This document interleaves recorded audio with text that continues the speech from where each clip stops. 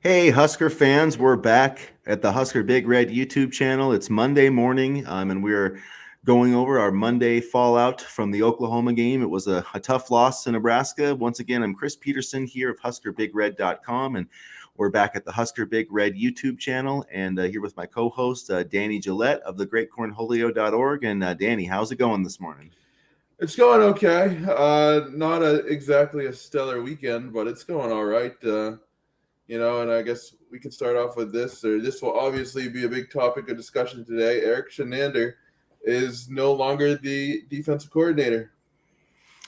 Yeah, hallelujah. I know. 4 years too late, five Yeah. years too late.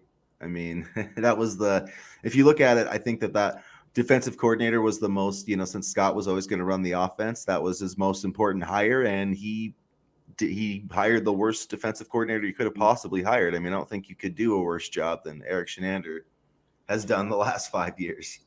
Yeah, no, his defense was awful this year. Last year only saved him because of JoJo, Cam, and a couple of other guys, the Daniels brothers, and he was just an awful defensive coordinator. His schemes were not good. I don't think he put the players in positions to succeed, and offenses were able to take advantage of his lackluster schemes.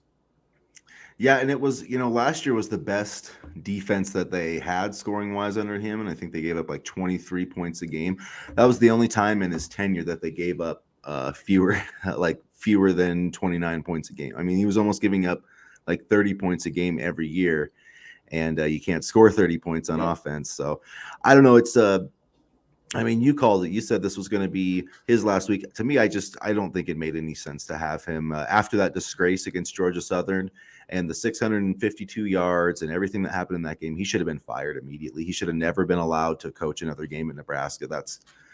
I don't know. I mean, I know it was a short week, but it's not like it's that. I mean, what is one week going to make that big of a difference to me in terms of scheme? I think it was a mistake by Mickey Joseph. He should have fired him the second he took over as interim head coach.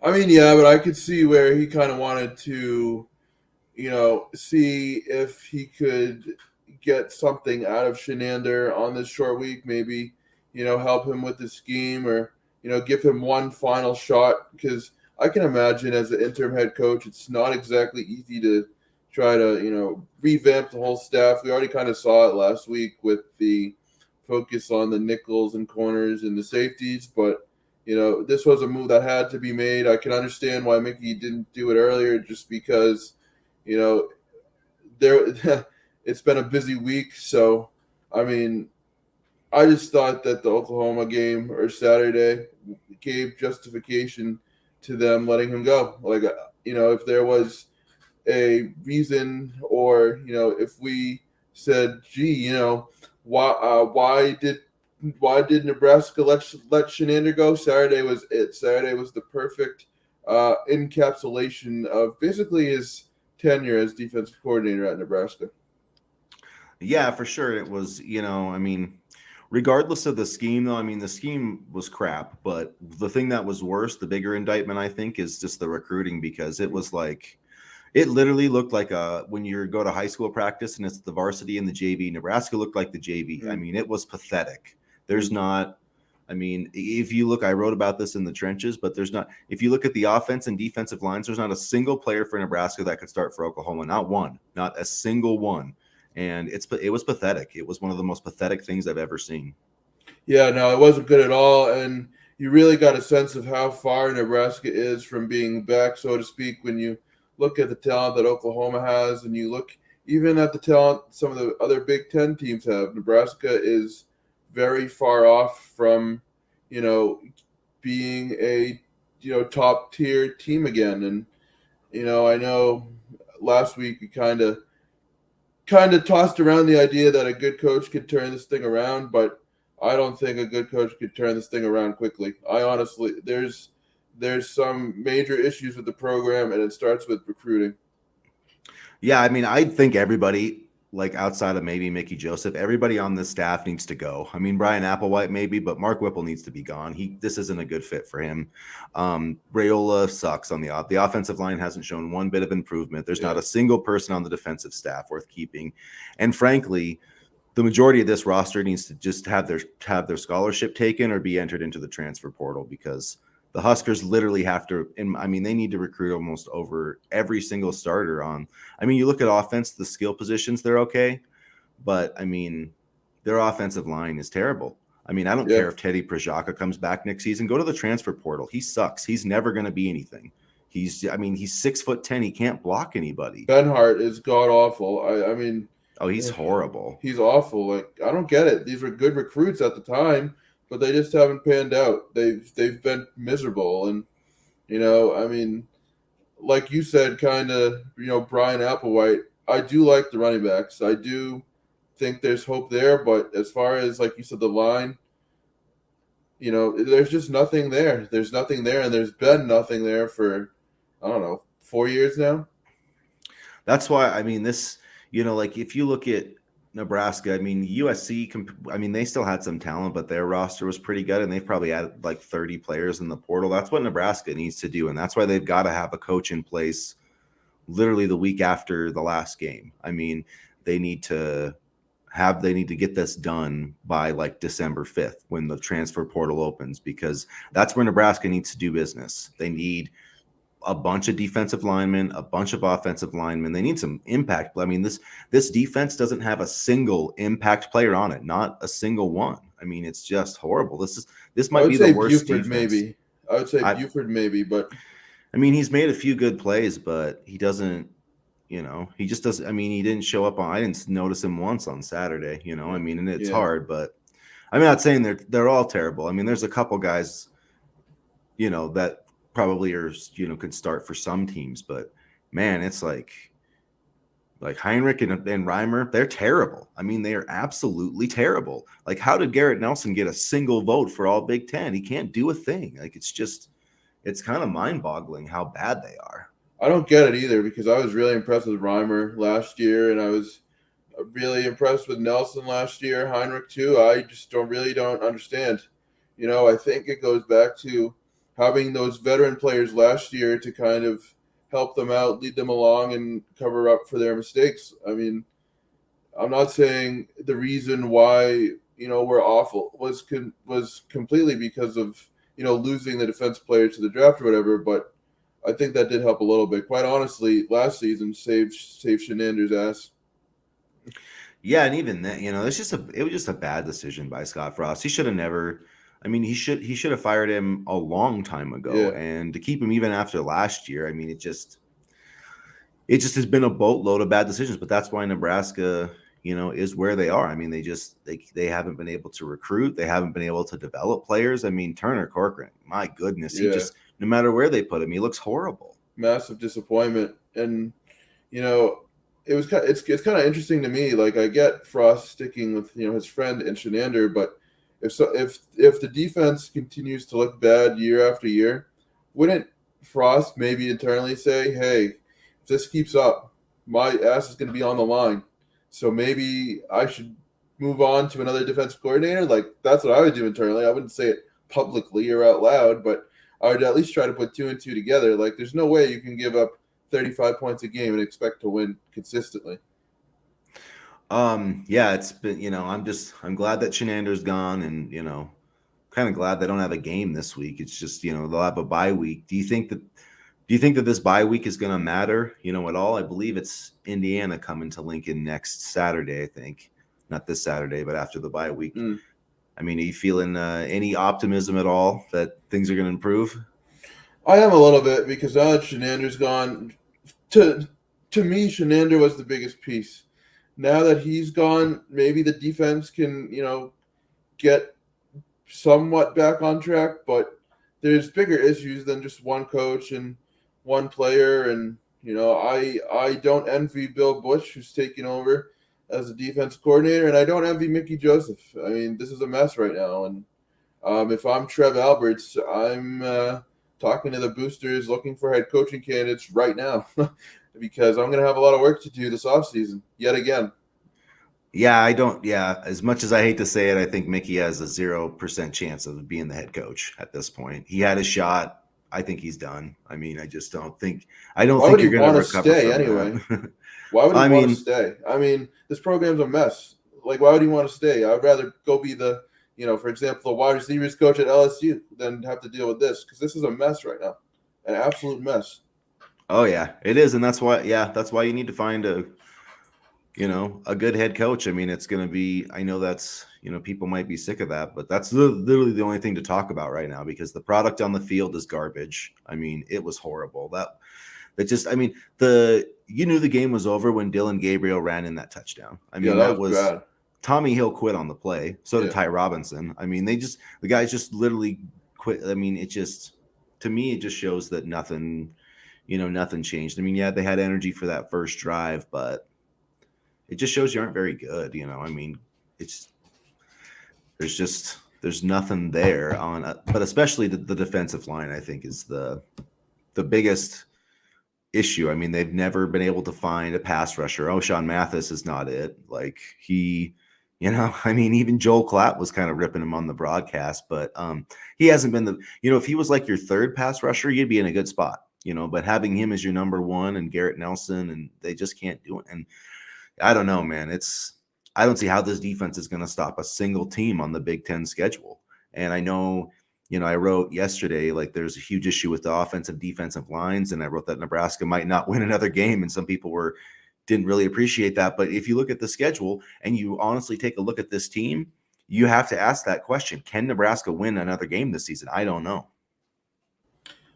I don't know either. I wouldn't be surprised if they wouldn't, but I could see maybe just fresh, a fresh voice on the defensive side of the ball, making somewhat of a difference. And to your point, one of the things you said, you need to have a good head coach. Sure, you need to have a good head coach, but you also need to have a good developer of talent and a good recruiter because you can have a good coach, but if you don't know where to put these pieces or how to take them to the next step in their football career, so to speak, each season, then it's all for naught. So a good head coach, absolutely, but also a good developer and a good talent evaluator.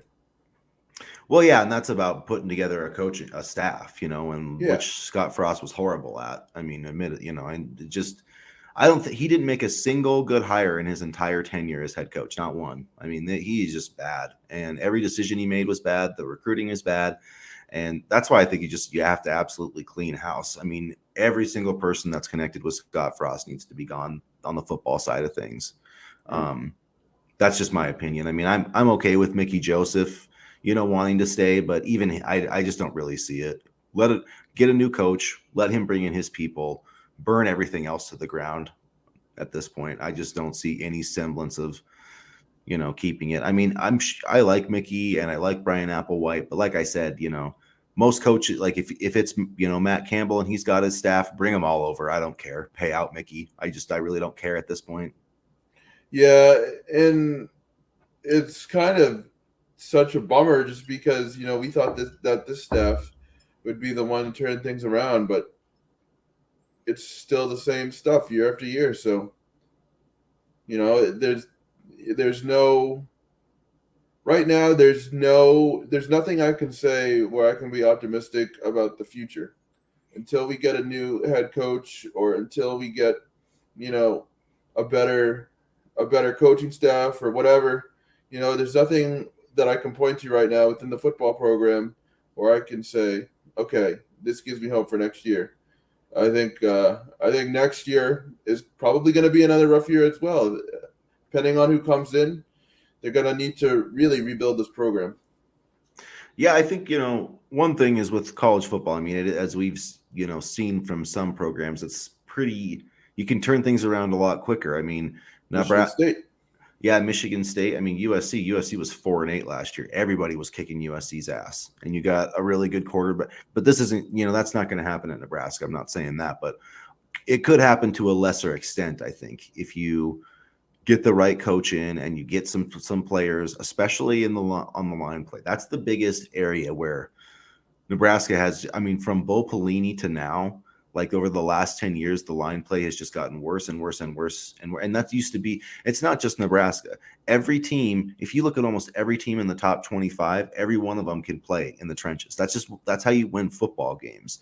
And Nebraska is horrible there. I mean, it's just, and that's the biggest issue. So you've got to get whoever your new coach is, you've got to get a D-line coach, and you got to get someone who can coach the offensive line and who can recruit those positions, because Nebraska is really hurting for. I mean, it's like even the. I mean, there's a couple of young guys on the offensive defensive lines that they haven't played a ton, and like Latosky and some of the defensive tackles, but like Feast or whatever, and some of these other guys, the walk-on types, they're not cutting it. And you trot that out against Oklahoma or somebody. I mean, like Michigan, Ohio State, Wisconsin, Iowa, Minnesota. I mean, I just don't see how we're even going to compete against like Minnesota. I mean, they're just going to ram the ball right down our throat. Yeah, I mean, there's really no edge to this defense right now. There's really nothing where opponents can say, "Oh, we have to game plan for him because he can, rush the edge," or "We have to game plan. We can't run because they have solid interior play."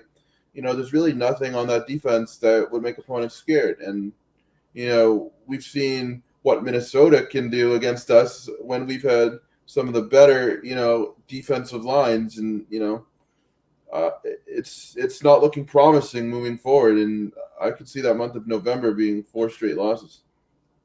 Yeah, it really. I mean, yeah, I don't know. Hopefully something will happen over the bye week and they can get something figured out. They have to find a way to win that Indiana game though. Otherwise, or maybe I can't remember if it's Indiana or Illinois or after the bye. It's Indiana.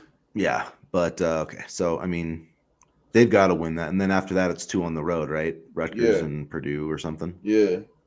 So I mean, it's like that's the thing is the next 4 games. It's Indiana at home, Rutgers on the road, Purdue on the road, and Illinois at home. None of those games, like if you've watched this team, are going to be an easy. I mean, literally the only team that Nebraska's played well against, that's actually like had a lead against, was outside of Northwestern, who lost to an FCS team this last weekend, was North Dakota.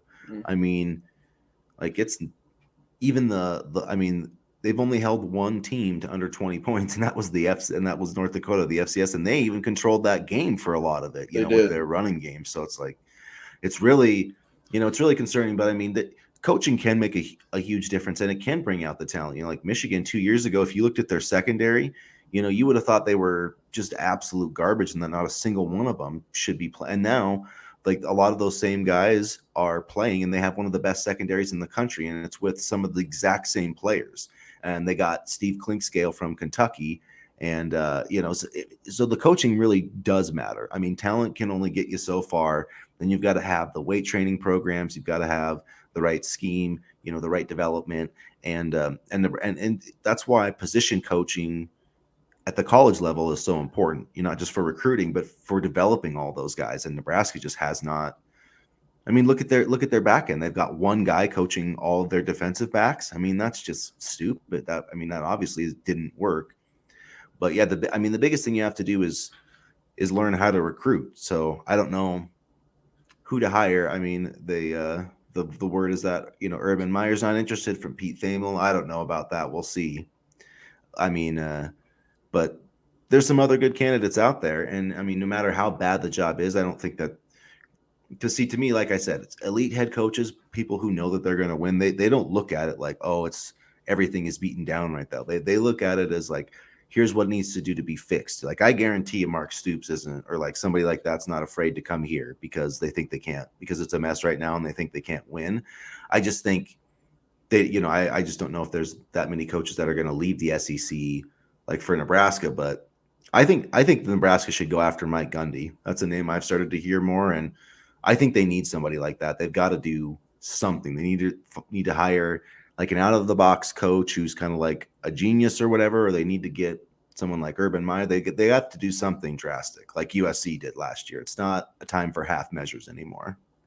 No, and it's kind of interesting that you mentioned, members of the coaching staff. I'm very curious as to what, Nebraska has been doing strength and conditioning wise, because I think that needs to be looked at. They looked completely gassed in certain aspects on Saturday, and I do question the conditioning a little bit because there have been times throughout the course of the season where they just look exhausted by the second quarter, and that's not ideal. That's not the way it should be. You need to play strong all the way until the final whistle blows. So strength and conditioning is also something that has really kind of been an eye opener this season, and not in a good way. Sean G agrees with us. Stop recruiting skill players and fix the line problems. I mean, that's you have to do that first and foremost. I mean, when this program was good, when it was great, we used to dominate in the trenches. The offensive and defensive line. That was the bread and butter. And if you are good in those areas, like you can be okay at quarterback, and as long as you kind of have that running game, have some foundation. Like I said, this program just needs something that it can hang its hat on. And when we had Bo Pelini, I know the defense wasn't always great, but it still had a certain attitude. And one thing I was thinking about, when I rewatched that Husker film, posted that, and he had Tommy Hill. I don't know if you saw it, but quitting on the touchdown run. And I just thought no player on a Bo Pelini defense would have ever done that shit, not once. And if they would have, Bo would have fucking freaked out right in his face. And nobody said a goddamn word to Tommy Hill. I didn't. I mean, sure, I wasn't there. Maybe somebody did, but it just seems like there's no accountability, and there's just a huge culture problem, and that comes from Scott Frost. But I just could you imagine if that had happened during the Bo Pelini? Yeah. Maybe you didn't follow it as much. No, I did. But dudes would have been up in his face. He would not have been back on the field. Yeah, he would have let him hear it. He would have let him hear it quite loudly, and that might have been his last play of the game. But no, because the Pelini, like back in the day, they had Sue and all these fun players to follow. So I did follow the Pelini era. But yeah, you're right, and it's just a mess right now. And not to go off into a tangent on other things, but it's tangent day. The athletic culture problems also go back to the basketball program. Like this is for the two biggest programs, football and basketball, like it's a culture problem, across the board. Because on the same token, the basketball program hasn't found much success either. I mean, truthfully, this is all about Trev trying to clean up Bill Moose's mess. And, you can say what you want. And I know I said, you left the athletic department a mess. And people were like, oh, well, these contracts were comparable at the time because, X, Y, and Z got this much money and Joe Schmo got that much money. But the truth is, it is a mess, and Trev has to clean it up. And I'd be willing to put money that we're going to have a similar type of stream like this during basketball season. Yeah, I don't know. In basketball, like I said, yeah, it's not good. I think Fred's starting to get it figured out, but we'll see. It might just be a little too late. But yeah, you need I don't know. That's why I like Gundy. I'm starting to feel good. Think about Gundy and man, Lance Leopold. That guy is on fire right now. He is. And shit, if you can win at Kansas, if you can win road games at Kansas.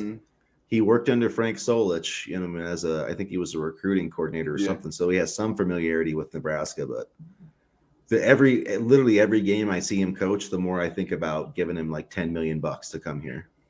The thing is, though, like all the coaches that are hot right now, why would they want to leave? Because you can bet that their, current programs are going to pay very handsomely for them to stay if they start getting contacted about coaching opportunities. I mean, there's some, but I still think Nebraska is still, compared to, Kansas is Kansas in football and Nebraska is Nebraska. Like there's just, Kansas has had, they had the one great year under Mangino, where they went like to the Orange Bowl in 2008. But I still think the name carries weight, and Nebraska still has a lot of resources. I just don't. Plus, Kansas isn't paying $10 million for a football coach. It's just not. I don't think the football coach is ever going to make. They're putting all that money towards the basketball program. Yeah, because then Bill Self is being like, "Hey, man, where's my $20 million?" Like, I'm the big dog on campus. I think that they would. And that's probably, and I'm not saying that Leopold would even leave, because it's hard to leave a program that early. You know what I mean? But I would try for it. I'd try for him. I'd try for Matt Campbell. I'd try for Mark Stoops. I'd try for Mike Gundy. Like those are probably, I mean, I'm not a big fan. I keep hearing like the reporter guys talking about Bill O'Brien, like Sipple's thrown out Bill O'Brien, and No, I don't love him because of the recruiting aspect of it. I just don't. It's one thing to sit there and be a successful offensive coordinator at Alabama. I mean, that's like being in the NFL. You have your pick of the litter. Can you come to me and you could do Nebraska? that. I mean, come on. Yeah. I mean, it's like can you come to Nebraska and recruit? And I mean, you need somebody. I'm not saying that you're going to get Urban, but you need somebody like that who's just going to be like a dogged recruiter. And Nebraska needs to literally have like they just need to invest as much money as possible in recruiting. They do Because because they're gonna need to fill a lot in. That's what because at the time there was still hope that Frost could get things turned around, and there were also a lot of big contracts being thrown around. I remember in the 2018 hiring cycle, it was Jimbo Fisher, and then somebody else. And at the time, the market, was really high for um, contracts, and I think Moose kind of hitched his wagon on the fact that Frost could turn it around, and he never ended up being able to. And I think at the time it was more just about what other coaches were getting at the time in terms of market value, and it was a dangerous move to kind of sell out to give Frost that many years and that much money, but that's what coaches want. They want a long term contract. They want guarantees that they'll be able to build the program, and they're always going to look at what other coaches are getting. and so yeah, so Danny was asking why did Moose give Frost an extension after that after a losing season? So yeah, we're all wondering that question, but it's just mind-boggling. But it's kind of a lot. There's been a lot of mind-boggling kind of decisions going on with Nebraska, not just the decision to give Scott an extension after 1 year in which he went 4-8, I believe. Because I don't think But he really cared. I always compared Bill Moose to the Queen of England. Like he's a figurehead, looks pretty, says hello, does all the fancy things, but and also rest in peace, the Queen of England. I didn't mean Queen Elizabeth, but just a general statement, the Queen of England. That kind of figurehead type of role. yeah, no, he was. I think Trev's the right guy, but we'll see if Trev doesn't get this hire right, he's going to be gone too. I mean, that's the bottom line. Like this job, like Trev Alberts is making this decision, and that's going to define his entire legacy as Nebraska AD. If this next head coach is a flop, then Trev's not going to be here anymore either. And the next time we hire a head coach, it's going to be somebody else. I mean, that's the bottom line right now in college athletics. Um, Here's a comment from Stoopsified. How Nebraska has treated its past coaching hires will dictate its future. I don't care how much money you have. ... What do you make of that statement, Danny?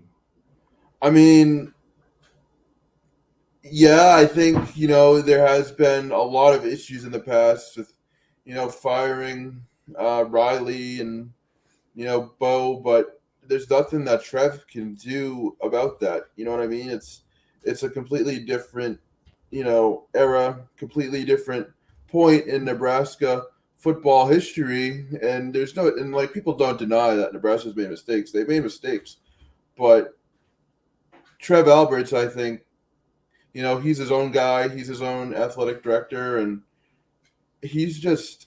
I really kind of feel for him because he's left trying to pick up the mess. He's left trying to pick up the mess, and I think those who are going to get the big money kind of realize that this is not a new, but Trev Alberts, athletic director. It's not the athletic directors from the past. So I don't know if it will dictate its future, and money does matter. Money does matter today. Just look at the transfer portal, look at the NIL deals. Money does matter. If you get money, the coaches will come. Remember? Just more talking about how when the whole Oklahoma Yeah. Stoopsified is really ripping on. But remember Bill Moose and Scott Frost scheduling games on the same date when Nebraska had Oklahoma already scheduled. Oklahoma had to find it on social media. How sad. Well, Nebraska should have canceled this last weekend's game, and they should have brought like a D2 program in on Saturday. Maybe they could have won. I don't know, but it was pretty bad. Yeah, Moose did Frost no favors, and Frost certainly dug his own grave, but Moose didn't exactly lend him a helping hand. You know, when I'm looking at this team and this program, I keep thinking it's to me, it's just all about the next hire. And like, it sucks that we've got 8 more games. I know, It's I hard to get know. through it. It's going to be really hard to get through it.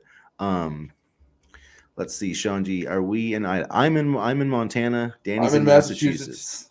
So we're a couple so of Husker transplants. But yeah, it's I don't know who do you want right now, Danny, as the head coach? Who's the top of your list right now? that's I'm gonna tough. I'm That's gonna throw tough, it in the but chat too. I'm gonna say, you know what? I know he would never leave, and I know we've already talked about this and blah blah blah. But I really do like Jamie Chadwell. I really do, just because of his ability to build a program. And yes, of course, it's about wins. But now we need a coach that can absolutely build the program. Like, there's going to need to be a lot of building, and I really like Jamie Chadwell. Um, I'd also be intrigued by Matt Rule. I know that he had a couple of rough seasons, but he was able to get Baylor to, some wins and I believe a bowl game. So I mean, Matt Rule, is that what you yeah, said? Matt Yes, Rule and Jamie Chadwell. I like Matt. I like Jamie Chadwell. I'm not a big. I don't like Matt Rule as much. I just think it's going to be not that winning the press conference is that important, but that's going to be a hard sell, I think, to Nebraska fans to take a guy because he was so bad in the NFL right away. I get the Urban Meyer thing, but I feel like, that was like a year ago. I feel like it's gonna no, that's gonna feel like a rebound coach. And I just don't know that Nebraska fans are gonna go for that, are gonna be that excited about it. But that doesn't really matter. I mean, you can't make a decision based off what the fans think. And Rule was really successful at Baylor, and he did build. The thing about Matt Rule is he built a really strong culture there. So I mean, if you give him the opportunity, I think he could do that at Nebraska. But I think you're gonna have to pay the guy a lot of money, and that's not gonna maybe sit well with people. But you know what? Trev Alberts, you got to give him credit. He's really good at working at the press conference and doing the media thing. So he might be able to sell that to Nebraska fans. I mean, uh, I think people are going to bring up Bill Callahan, though. The second you throw Matt Rule out there, I think that's what a lot of people are going to say. And truthfully, But you're gonna have to throw a lot of money at a coach regardless. I mean, Urban Crypto, I threw it. So I put into the chat. Who do you want as your head coaching candidates? Crypto Badger still saying I don't. I want Urban. I just don't think it's going to I don't. happen. Yeah, I don't know if he's gonna come here. I think you'd have to, get a lot of money, and I mean, I just don't see it. I don't see him getting back into coaching. I mean, If Nebraska wasn't in the Big Ten, I feel like that would. I know people say like Urban would like to coach in the Big Ten, but I don't think he wants to coach and compete really against Ohio State. He no. built that program. He's from Ohio, like he cares about Ohio State. Like that's why he went there. He really lives and breathes it, and he still follows the Buckeyes. I mean, you can tell by who. I Yeah. mean, he still won't. The dude still won't type the letter M because that's their thing. They won't, they Yeah. put Yeah. X's and M. So he still does that shit. So, I mean, if, if Nebraska was like in Arizona State's, if Nebraska and Arizona State were in opposite conferences, then maybe I could see it happening. But I don't think Urban Meyer's going there either. That's honestly, I think that's even a bigger shit show than Nebraska, Arizona State right now. But I And feel Ryan you. Day can thank Urban Meyer for all of that good recruiting and good program building, because he is living off it nicely.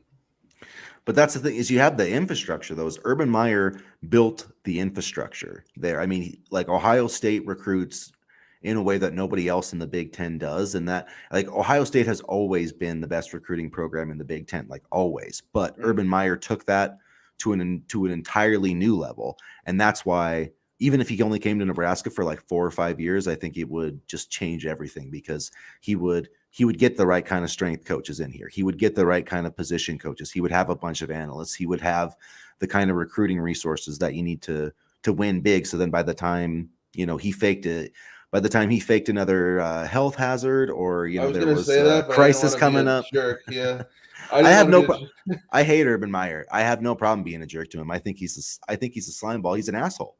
But you know what? Sometimes you need assholes to win. You think John Calipari's a good guy?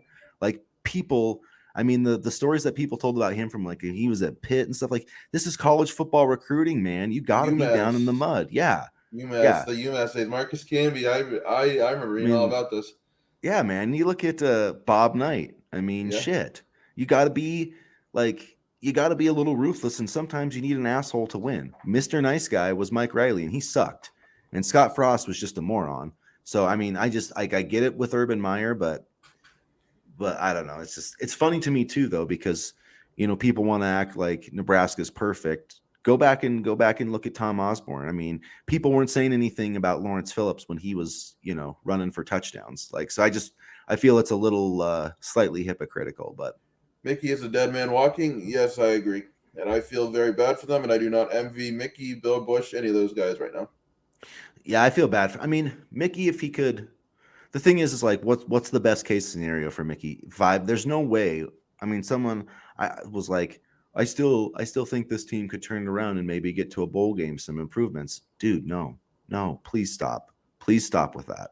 There's 8 games left. This team would have to go 5-3. Have you looked at the schedule? Have you people Yeah, looked at the schedule? Nebraska doesn't play. Maybe Nebraska could go 5-3 right now if it played in the Missouri Valley Conference of the FCS, maybe.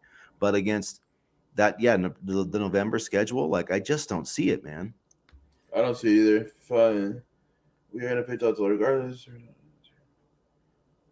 I could see it. I mean, that's what it's going to take. I think Nebraska's got to pay. I think Nebraska, if they're going to get a big time head coach, they got to make him the highest paid coach in college football. And that's just, I mean, that sucks with like Saban and all those guys, but it's not going to stay that way. But that's what they're going to have to pay. Like I would be throwing 10, 11, Yeah, 12. I'd call Mark Stoops. How much would it take to get you and Vance Marrow at Nebraska? You know, I, um, I would give them a blank check, have them write their number, and make sure it clears. At yeah, yeah. I think Mark this point, Stoops yeah, could do really well at Nebraska. I think he is like the perfect coach. I'm kind of obsessed with coaches that are like from the Ohio type area because that's where Nebraska's got to start recruiting. In my opinion, you've got to find some strongholds in the Midwest, and that's the thing about Stoops and Marrow, who's his defensive coordinator. They're both really good recruiters. They've got players in Ohio. I mean, they've went in and got some of the best players from Michigan to go to Kentucky. Like, and this was even when Kentucky was winning 7. This is before they were like ranked in the top 10 like they are now. They got the number 1 player in Michigan a few years ago, so like 5 stars. So these guys can recruit, they can coach their asses off, and that's what Nebraska needs. And somebody that's going to get some in someone's face when they give up on a play and don't make a tackle. I mean, that's part of what I mean with culture. There's no accountability. It's like, oh, you've screwed up the same play 15 times in a row. Cool, go back out there and do it again. But I just feel like that's where Nebraska is right now. Like it's like their failure is okay. We tried hard. We'll keep trying hard, but it just seems like there's no true accountability. And I think part of that is because the head coach was able to stay on with a 16-30 record for so long. yeah. And let's see, I'm just reading the comment here. Both schools. This has to do with Oklahoma and Yeah, Nebraska. yeah, I agree. I definitely, yeah. It was great to see Oklahoma back in Lincoln. I mean, even though the Yeah, game went horrible, but these last 2 years were really great. I would love to see this game happen almost every year in like non-conference because it does. It's a true rivalry. It's not a made-up rivalry like the Iowa game. I mean, I hate Iowa just because they beat like when someone beats you that much. But it's like totally a made-up.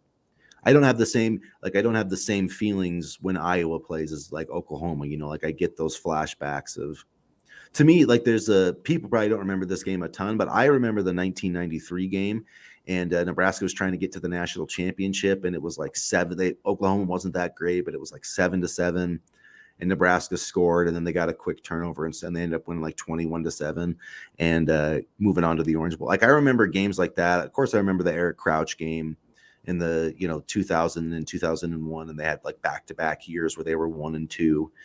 And it's like Nebraska, Oklahoma, to me, it's like it's not that far off from like Michigan, Ohio State. It's one of the best rivalries in college football, and realignment just killed it. So I would love to see it back on a yearly basis for sure.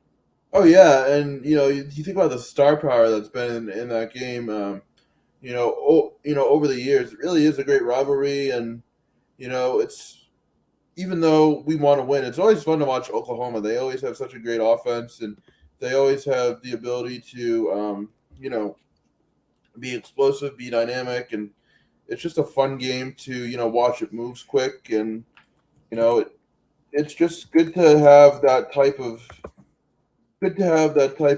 team come in, and it gives us a chance to see players that we may not see, and it is a really fun game. And just as a football fan, I not enjoyed, but it was cool to watch Oklahoma's offense and how explosive it was, and also kind of just think like, damn, like this is how far off we really are.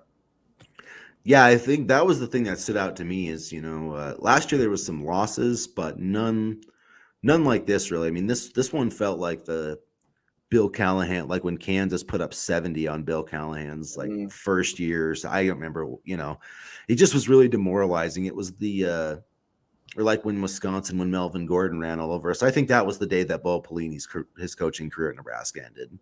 Probably the day when they caught him on the hot mic talking shit about Nebraska fans. But you know yeah. what? Everything he said was pretty much true. I mean, you can't disagree with it. Nebraska fans are unrealistic.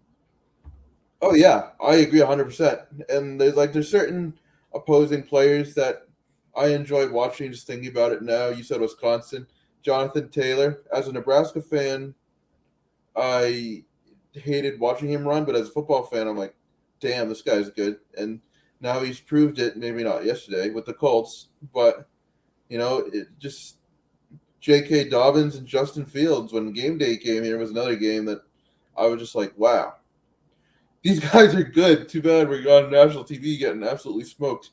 But Yeah. So yeah, Sean G commenting again. I've seen so many comments about how Nebraska can't win unless they get Urban Meyer, but I disagree. There are a lot of coaches that could win in Lincoln. And I meant maybe he said win big. I'm not sure, but might have been a little bit of a typo there. But yeah, I do agree. I don't think that it has yeah, to be Urban Meyer, but it's I not the think you be all can. end all. Myers just ideal. I just think, yeah, not even to me, not even ideal. I just think that he would be. I just know that he would do it. Like I just that even like if Mark Stoops, I still have doubts on how well he could do here. You know what I mean? Like I'm like 90% sure he would win, but Urban Meyer, I'm like 99.9% sure as long as he doesn't have like a brain aneurysm in the first year or two, he'd be good. Like we would win. We'd win right away next year, 7 or 8 games, like legitimately.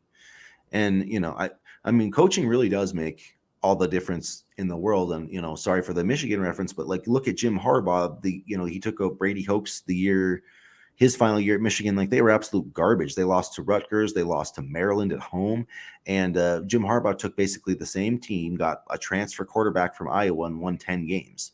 So I mean, it can be done. It's amazing what will happen if you get a legitimate coach in, and legitimate position coaches too, which Nebraska does not have. I mean, frankly, I don't know how anybody on this defensive staff has a job. I mean, they should all just like, I mean, I know people aren't going to quit or whatever on their job, but those dudes better be updating their resumes because they're all getting fired. Who was the quarterback that Michigan got from the portal? Jake Rudock. Okay, yeah, I remember Jake Rudock. Okay, yeah, I mean, I'll tell you, having Nebraska on your resume as your last current job right now does not help your cause, but it's just going to be a very interesting time. A very interesting time. This time period right here will define the tenure of Trev Alberts. So he has to tread water very carefully. And, I hate to say this, but a lot of people who complain about the 90s and why isn't Nebraska like this and blah, blah, blah are those boosters. So they better be ready to pay up. If you want to win these days, you got to pay up. And there's tons of opportunities with the transfer portal and the NIL for the players. But as far as coaches go, you got to be ready to take out your checkbook and write a pretty hefty check. Yeah, I think they're ready. I don't think that's going to be an issue at all. I think that's just, And you find the know, right guy. Like, I want people that are in touch with the program now, connected with the program now, somewhat around the program now, helping influence the decisions. I just don't want a hire because it's a sexy name or, because it's, a big fish, so to speak. I want this coaching search process to be a thorough one. I want it to be a well researched one. And I want it to be, someone. I want stability. I want it to be someone that will stay with this program for a number of years because that's what they need. I just don't want this half-assed coaching search by the boosters and by Trev, and then have it not pan out again because this is a big hire that Alberts has to make. And like I said, if this next hire doesn't work, then Trev will go down with the ship, so to speak. Oh yeah, he's not getting another shot. Yeah. If Trev doesn't get this one right, he won't be the athletic director long enough to hire the next coach. He'll be fired. He'll be fired, and then the next AD will be firing the next head coach. I mean, that's just how it works. If Trev doesn't hit on this coach, he'll be gone from Nebraska within 3 years. I almost guarantee it because the next coach will be getting fired, and that's everybody's going to be like, "Yep, Trev's a failure." So, I mean, this literally. I think that Trev is really smart, though, and I believe in Trev Alberts. That's the one thing is looking back at his decisions and what he's done, his thought process. I understood why he gave Scott another season. Mm. I understood why he fired him when he did. I thought that was the right call, and I think he's going to make the right decision here. I'm hoping. I don't have any true. I'm just following kind of the process that he's made going through things. But I really it takes me back. I think the guys on my list they've been the same ones basically. Matt Campbell, Mark Stoops. See, I'm trying to let Leopold. These guys are all they're culture builders. I mean, Matt Campbell has a tremendous culture at Iowa State, and that's what I get so frustrated with people when you throw his name out there and they're like, oh, he's another Mike Riley. No, he's not. You haven't looked at this program. You haven't followed this program. You want to talk about a culture? Iowa State has a culture. Like the current players on the team, they host the recruits. And if the current players on the team don't want the recruit on the team, Matt Campbell doesn't take him. Because if senior leaders if they're not like, hey, this guy's not the right fit, he doesn't fit our culture, then Matt Campbell doesn't take that recruit on his team. And that's the type of person that we need in Nebraska because the culture from 1 to 85 on the scholarship chart, it's a bunch of selfish dudes that are playing for themselves. And that's just a fact. I mean, you can see it on the field. Yeah. I mean, and like, I don't care, like O'Shawn Mathis with Nebraska, he's talking about them having a losing culture. Like, dude, you're part of it. You played like dog shit through 4 games and you're sitting there saying Nebraska's got a losing culture. Yeah, you're right. It does. And people like you are the reason why. And that's my whole point is you've got to get somebody in here who's going to hire the right coaches, who's going to recruit the right people, and people who are going to sell out for Nebraska, not people who are coming here for their own, because they want to get to the NFL. I mean, I'm sure you've probably seen the stories about Manning and Yant quitting and not quitting and coming. If someone comes in your office and says that they want to quit more than one time, show them the goddamn door. You're done. That's my opinion. Yeah, and I totally agree. And maybe they can go succeed somewhere else. But right now, we need players who want to stay, and we need players who want to help the program develop because that's where we're at right now. And for whoever the next coach is, I want people who know football, who understand the program and stuff like that, making the decisions. Like I want Trev Alberts making the decisions. I don't want too much outside influence. That's my biggest worry. Too much outside influence from people who don't understand football or don't understand the dynamics of the program. I mean, sure, their wallets are good, but I just worry that there's going to be a lot of outside influence, and I'm hoping that won't be the case.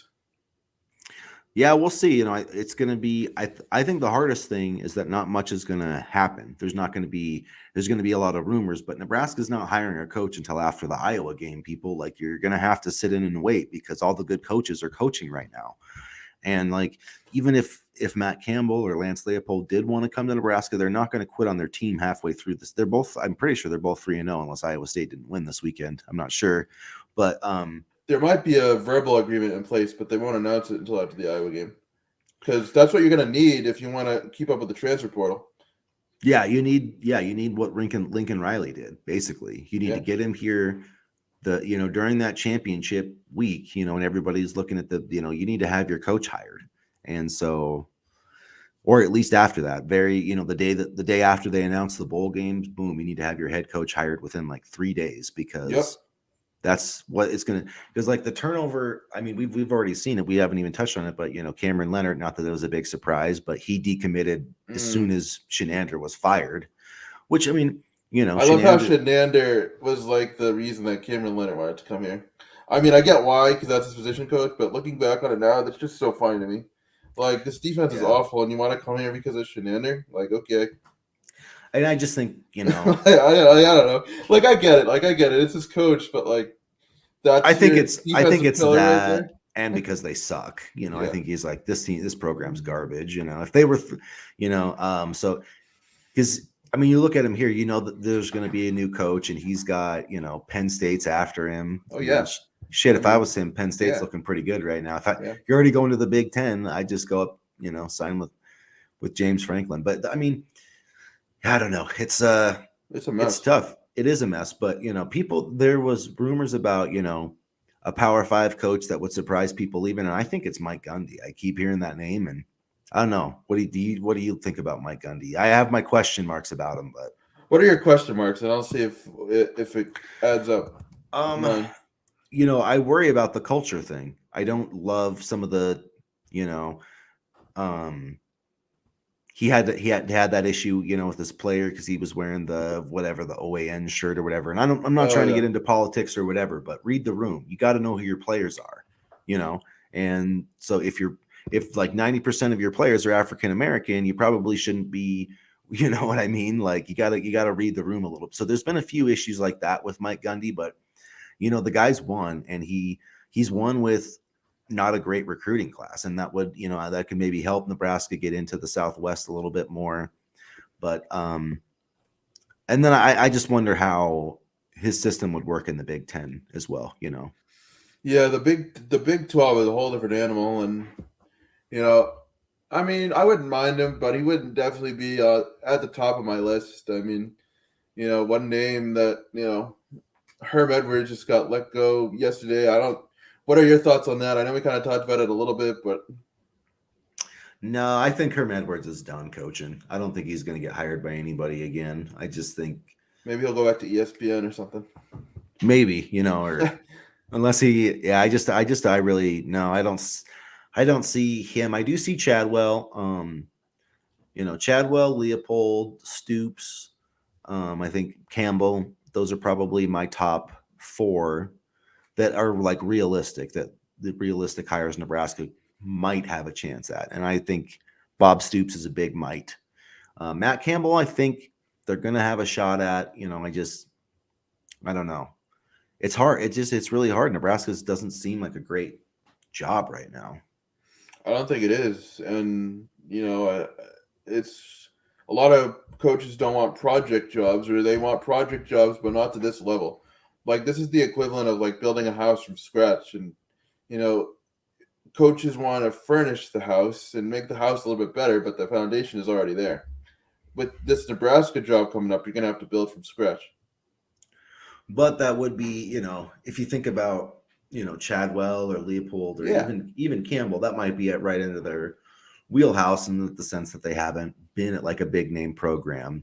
Um, and the other thing too is if they were able to pull it off, they would be absolutely loved here.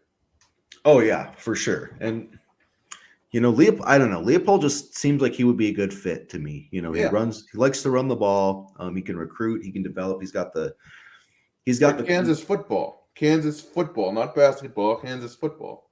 and you just got to get someone that. I mean, I don't like PJ Fleck. I think he's annoying, but He's a the good kid, coach. the kids want to play for him though. Like those kids at Minnesota will run through a wall for that guy, and they might lose. They lose some games, but it's not because they're not. That's not because of effort. There's one thing about Minnesota: they play their asses off, and the thing is, they bounce back. Man, they'll get their ass kicked one week, or they'll have a few bad weeks, and then all of a sudden, at the end of the year, they're 8-3 or whatever. Yeah, PJ Fleck is the reason he keeps getting. I mean, he beat Wisconsin last year, and Minnesota had nothing on the line. Wisconsin had the Big Ten West title on the line. They yeah. still beat them. So I don't know. I know PJ Fleck. People keep bringing him up for Nebraska. I don't think I don't think anybody. so. The only coach that there's two coaches I would try for in the Big Ten that I think would be upgrades, and that's Shiano and Brett Bielema. I actually, when Illinois beat Nebraska last year in the opener, I thought to myself, man, I wish Brett Bielema was Nebraska's head I like coach. both of those names. I really do because they're tough. They're strict. They know how to get the most out of their players, and they're very good at development. And you know, you never have to question the effort of a Bielema or Shiano team. But the thing with Shiano, I don't see Shiano leave. He's home in New Jersey. I don't Yeah. think he would leave. For it was one thing for him to go to the Bucks, to say like, hey, but I really don't think he would leave for Nebraska. Ohio State, maybe not Nebraska. The other, Bielema, I don't see that he's got any like long-term relationship with Illinois, but I'd call him. I'd pay him $10 million a year, even though that's going to be a lot. But At this point, I would call every single name of every single connection I have in my contact list and see who will bite and who won't bite. yeah, it's going to be these next 2 months are going to be crazy. I can't believe we have still 8 more games or whatever. Ugh. Yeah, I can't remember a season that has like where I've actually had hope and it just deflated. Like I can't believe I thought this team was going to win like 8 or 9 games. I must have been drunk off my ass. What did I say? 6? Did I say 6? I can't remember. I think you said 7, but Yeah. I think you said 7. 7. Yeah, I mean, the pieces were there, but offensively anyway. Defense. Offensively, I mean the lines though, man, goodness. Oklahoma's like, I swear that Oklahoma's like third team defensive and offensive lines would probably be better than ours. They have so much depth and they are so fast. They know where to be on all their assignments too, which was refreshing to watch. Because when you have a good line and you have a good secondary, like man, that makes a difference. I mean, the first 5 minutes were great. We got the punt, stopped them, and then Casey, drove him down the field. But it was pretty apparent after that it wasn't gonna. It was just like a cat playing with a mouse, because someone kind of wanted to feel us out, and then they're like, "Oh, okay, time to get going."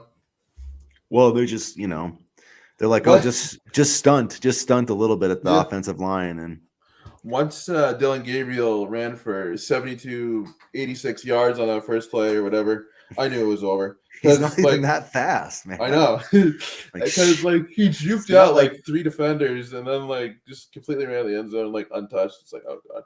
I had to go to a party on Saturday and I'm glad I went. I was like, oh man, I have to go to this party. I'm gonna miss the Oklahoma game. Thank goodness I went. Yeah, it wasn't. Yeah, it's gotten to the point where I used to enjoy looking forward to Saturday, even if Nebraska lost. It was but now it's just freaking horrible. I don't know. Hopefully, they say that's the saying is that it's always darkest before the dawn. Hopefully, that's right where we're at right now. To quote the Dark Knight or whatever. But shit, I hope Michigan. I hope Mickey. Yeah, I hope Mickey can win some games. I hope he can win some games for himself, for his own resume, guy. If I he feel gets so bad, like I said, for him and Bush and all the rest of the coaches. Because they must be thinking in the back of their mind, they got to motivate these guys, but they must be like, what the heck am I going to do this week? They just must be so lost right now, and not because of their or what am coaching I going to efforts, do next year? I mean, a lot of these guys know they're not coming back. They know it for a fact. I mean, I guess there might be some part in their mind that was like, if we can win with Mickey, maybe he would keep us on staff, blah, blah, blah, blah, blah. So maybe there's something like that. But and they are coaching for their future. And another, it's like if player, if you're going to be a free agent, there's going to be a chance for you to get signed somewhere. And if you want to be coaching in the FBS, you need to do something here over these next 8 games, or they'll all land on their feet somewhere. Yeah, but it's just damn, so much turnover, so much hinged on this season, and we wanted everything to go right, and it just completely fell flat on its face very quickly too. Yeah, very quick. Yeah, man, I didn't. I could have seen us being 2-2, but I did not see losing to Oklahoma in the fashion that it happened. I think people have underestimated Oklahoma and how good they are, but I think we drastically overestimated how good Nebraska is because they bad. Nebraska is very bad. And you can't put a team together in 5 days and expect to have much success against Oklahoma. And I get it's the same team, but it's a new voice and stuff like that. So, boy, And yeah, we'll find out a lot when Indiana comes. That's a game Nebraska should be able to win. And like if they can't win that one, man, I don't know if they're gonna win another. So hopefully, hopefully everything changes. I mean, it would be nice to see this team win a few games and at least go into November like with some hope of having a bowl game, like within 2 or 3 games. Just have it's like if you follow pro golf, you want your guy to at least be within like a few shots, so you have some reason to watch. Like you're not going to watch the back nine if your favorite golfer's 10 shots off the lead. we did that in 2019 and it didn't pan out. We did that in 20. I was going to say 2021, but not even really. Mostly 2019. And wasn't that the year that let me see.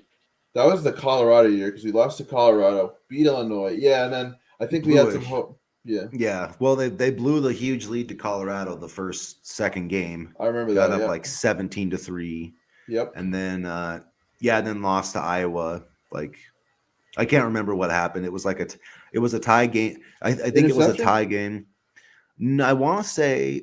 Oh, you know what? It was a game-winning field goal because it was, but they get what I think we kicked off like it was tied, and then we kicked off to them, and they ran back the return like 50 damn yards. Yeah, it's like Nebraska, great special teams. We're still talking about it 3 years later. Good special teams, but so yeah, I mean, I just would be. I hope that there's something to play for in November, and I just hope that I hope the wheels get put back on a little bit, and a win over Indiana would help a lot. And they've got 2 weeks. Hopefully there's some personnel changes. They gotta play some different people on the offensive line. Like there's just, and the defensive line, frankly, put some of the fresh. I mean, some of these and the secondary, honestly. Yeah, I mean, Brandon Moore was already playing a little bit on Saturday. So yeah, I did see Moore a little bit. He did all right. I just think that shows how. I think that right there is an indictment of how. I mean, this is a guy that joined like 2 weeks before the season, and he's playing. Yeah. I mean, that just shows how against Oklahoma. Yeah, which Michigan has a guy who's playing, but he was a 5-star pass rusher. You know what I mean? Like it's just, I don't know. It's a mess. But anyways, we'll get wrapping things up here. So thanks a lot, folks, for joining us on the stream, and everybody who hopped in on the comments. If you like our content, make sure that you like this post here on YouTube and subscribe to our YouTube channel here at Husker Big Red. And check me out at huskerbigred.com. We'll be having some more stuff this week. I'm sure Danny will have a lot of great stuff at greatcornholio.org. And we'll be back probably. I think we'll try to have another episode. We were going to talk some recruiting, but maybe Wednesday. Maybe Wednesday or Thursday, and we'll maybe do some recruiting. And frankly, we'll probably talk some more head coaching candidates. At least we won't lose this Saturday. Yeah, at least we can't lose. We'll be 0-0 this week, so no losses. So, anyways, for all you Nebraska fans out there, try to stay sane, enjoy your week, and we will catch up with you soon. So, thanks again for joining us, and as always, go Big Red. Go Big Red.